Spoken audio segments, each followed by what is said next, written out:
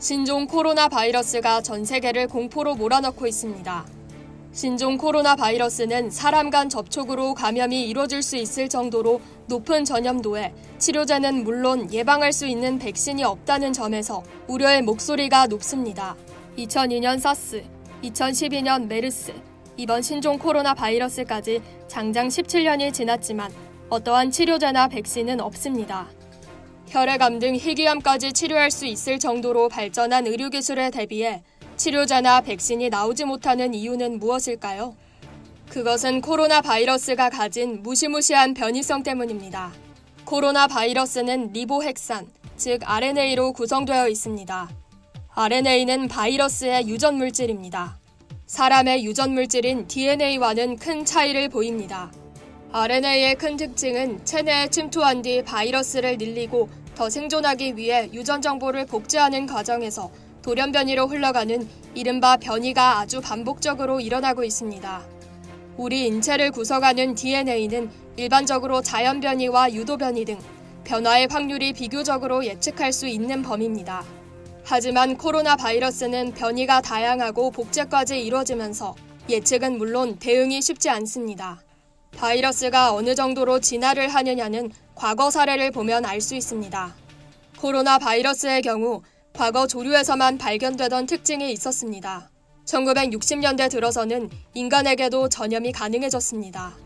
사스, 메르스, 신종 코로나 모두 박쥐에서 기원이 됐지만 사스가 사양 고양이, 메르스는 낙타, 신종 코로나는 뱀이나 오소리 등 야생동물을 통해 전파되고 있다는 점을 미루어 보면 정확한 타겟과 방향이 필요한 치료제의 성격과는 거리가 멀어 보입니다. 물론 RNA 바이러스의 백신 치료제 개발이 불가능한 것은 아닙니다. 하지만 DNA에 비해 안정성이 떨어지고 변이가 심해 효력을 보기가 쉽지 않습니다. 더욱이 사스, 메르스 등을 거치면서 한 단계 진화한 바이러스로 여겨지는 신종 코로나 바이러스는 치료제나 백신이 당장 나올 수 없는 상황입니다. 과거 광우병 사태에서 불거진 프리온의 경우 프로테인과 바이리온의 합성어로 핵산 없이 단백질로만 이루어진 바이러스입니다.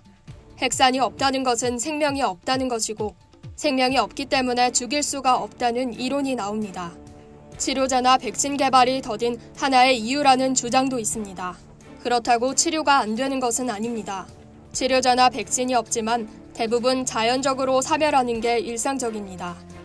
코로나 바이러스의 발열, 기침 등은 감기와 같은 증상인데 감기도 치료제가 없습니다.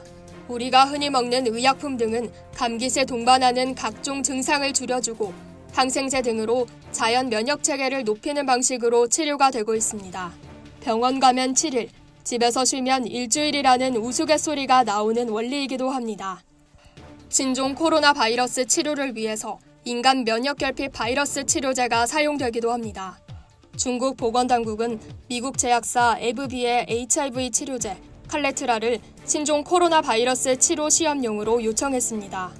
또 C형 간염 치료 성분 인터페론, 비비비린 등이 메르스와 동일한 이번 코로나 바이러스 감염에서도 사용되고 있습니다. 이들은 과거 메르스에 효과가 있다는 논문에 기대 사용하는 약물로 정확히 치료 효과를 기대하기보다는 대증요법 측면에서 사용하는 게 정확합니다.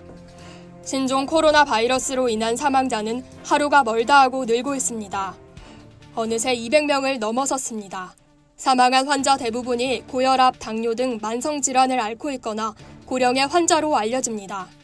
평소 만성질환을 앓고 있는 사람이라면 치료제가 없다는 공포심보다는 철저한 개인위생 관리와 면역력 증강, 손세정 등 기본적인 생활 강화로 병을 예방할 수 있도록 해야겠습니다.